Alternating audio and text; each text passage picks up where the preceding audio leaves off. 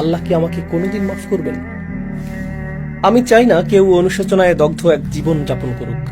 আল্লাহ আমাদেরকে এই ধর্ম এই জন্য দান করেননি যে আমরা অতীতের ভুল নিয়েই পড়ে থাকব। কোরআনের অন্যতম একটা মহান লক্ষ্য হলো, আল্লাহ বলেন, ইন্না ফি যালিকা লাযিকরা লিমান কানা লাহু কলবুন আও আলকাস সামআ ওয়া হুয়া শাহীদ। নিশ্চয়ই এতে উপদেশ রয়েছে তার জন্য যার রয়েছে অন্তর অথবা যে নিবিষ্ট চিত্তে শ্রবণ করে।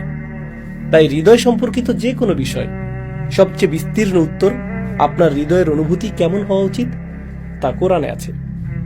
কোরআনের মতে কেউ যদি সমগ্র জীবন পাপ পঙ্কিলতায় কাটিয়ে দেয়, বিস্মৃতিতে কাটিয়ে দেয়, ভুল ত্রুটিতে কাটিয়ে দেয়, উপেক্ষায় কাটিয়ে দেয়, ইত্যাদি ইত্যাদি, আল্লাহ কি বলছেন যে এখন থেকে মৃত্যু পর্যন্ত বাকিটা জীবন তোমাকে অতীত জীবনের অনুশোচনায় জ্বলে পুড়ে কাটাতে হবে?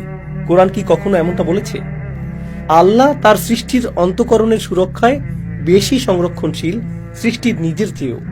আমি নিজের অন্তরের প্রতি যতটা যত্নশীল, আল্লাহ আমার অন্তরের প্রতি তার চেয়েও বেশি যত্নশীল। এটা তো বুঝেন, তাই না? এখন আল্লাহ যদি আমার অতীতের কেয়ারলেস আচরণ এবং ভুলগুলো নিয়ে আমাকে লজ্জা না দিয়ে থাকেন, আমাকে অনুতপ্ত না করেন, তিনি শুধু চান একটা জিনিস। কি সেটা? তওবা করো এবং নিজেকে ঠিক করো, নিজেকে পরিশুদ্ধ করে নাও। এখন থেকে আর ওই ভুলগুলো করো না। কিন্তু এর পরেও তুমি হয়তো আবারও কোনো ভুল করে ফেলতে পারো। যদি এমনটা হয় তখন কি করবে? আবার তওবা করবে এবং নিজেকে ঠিক করে নিবে। যদি এটা করতে পারো তাহলে তোমাকে কিসের বোঝা আর বহন করে বেড়াতে হবে না? লজ্জা বা অপরাধ বোধের বোঝা। তোমাকে অনুশোচনায় দগ্ধ এক জীবনযাপন করতে হবে না। আল্লাহ মানুষকে সহজে ক্ষমা করে দেন। বস্তুত তিনি ক্ষমা করে দিতে দারুণ আগ্রহী, কিন্তু মানুষ সম্পূর্ণরূপে ক্ষমা করতে পারে না বা আপনার কৃত অপরাধের কথা ভুলে যেতে পারে না। যদি আপনার মায়ের মনে কষ্ট দিয়ে থাকেন, তিনি আপনাকে জড়িয়ে ধরলেও কিছু একটা তার মনে কষ্ট দিয়ে যাবে। তিনি আসলে এই কষ্টের কিছু অংশ পুরোপুরি মুছে ফেলতে অক্ষম, কারণ আমরা মানুষ, আমাদের এই সামর্থ্য নেই। আমরা কি করি? আমরা মানুষকে ছোট করতে খুবই ভালোবাসি, সর্বদা মানুষকে হেয় করি, মানুষের মাঝে অপরাধ বোধ জাগিয়ে তুলতে পছন্দ করি। এরপর ইসলাম শেখার পরে কি করি? এখন অন্যের অন্তরে অপরাধ বোধ জাগিয়ে তুলতে আমরা ইসলামকে ব্যবহার করি। আমরা নিশ্চিত করতে চাই যে সে যেন কখনো নিজেকে নিয়ে ভালো অনুভব না করে, সব সময় যেন অনুতাপে জর্জরিত এক জীবনযাপন করে। আর কোরআন কি করে? তওবা করো এবং সামনের দিকে এগিয়ে যাও। আর মানুষ কি করে? না, আমি তোমাকে এগোতে দিতে পারি না, না না না, তুমি সামনে আগাতে পারবে না, যেখানে আছো সেখানেই পড়ে থাকো। ভাবতে পারেন, আমাদের সকল পাপের জন্য আল্লাহর কাছে মাফ চাইলাম, কিন্তু সেই মাফ চাওয়াটা যদি যথেষ্ট না হতো তাহলে কি হতো? তাহলে তো কখনো আমরা সিজদা থেকে মাথা উঠাতে পারতাম না। তো আমরা কি আমাদের কৃত পাপের জন্য অনুতাপ অনুশোচনা ফিল করব না? অবশ্যই করব। আমরা কি আমাদের কৃত পাপের জন্য মাফ চাইব না? অবশ্যই মাফ চাইব। আস্তাগফিরুল্লাহ কি পড়ব না? অবশ্যই পড়ব। কিন্তু এরপর আমাদের সামনে এগিয়ে যাওয়া উচিত। আমাদের জীবনের অন্যান্য বাধ্যবাধকতাগুলো সম্পন্ন করা উচিত, অন্যান্য কাজকর্মগুলো সম্পন্ন করা উচিত, অন্যান্য দায় দায়িত্বগুলো পালন করা উচিত। জানেন, মুসা আলাইহিস সালাম ভুলক্রমে একজনকে হত্যা করে ফেলেন।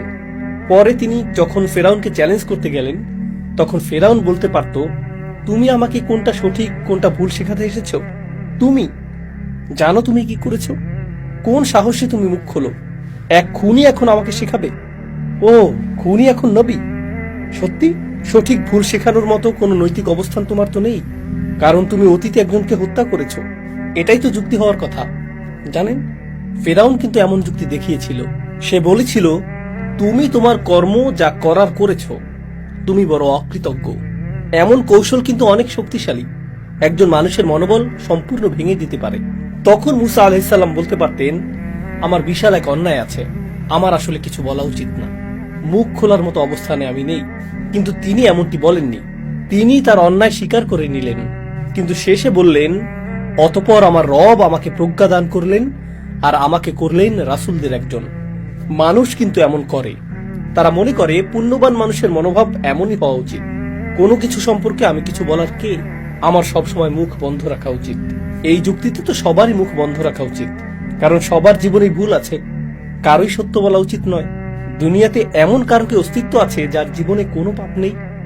তো আমাদের সবার চুপ থাকা উচিত, কারো কোনোদিন সঠিক কথা বলা উচিত না। এটা কি কোনো যুক্তি হলো? আল্লাহ তাআলা বড় বড় পাপগুলো সম্পূর্ণরূপে ক্ষমা করে দিতে পারেন, তার কাছে এটা কোনো ব্যাপারই না। তাই অন্যায় হয়ে গেলে অন্যায় স্বীকার করে নিন, তওবা করুন, নিজেকে ঠিক করে নিন, তারপর সামনে এগিয়ে যান।